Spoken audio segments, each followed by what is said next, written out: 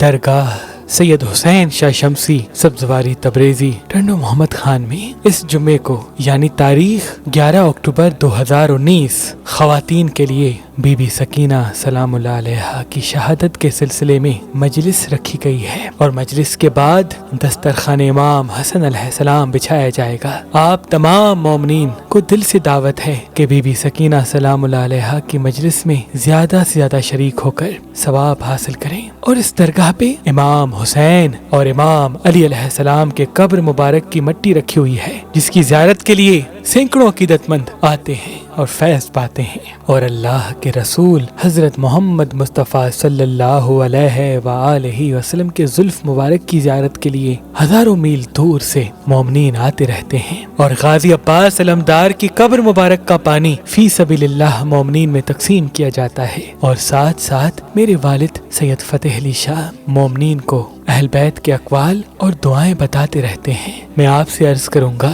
کہ ہر جمعے کو درگاہ سید حسین شاہ شمسی ٹنڈو محمد خان آئیں اور روح کا سکون حاصل کریں، اور روح کا سکون حاصل کریں، اور روح کا سکون حاصل کریں۔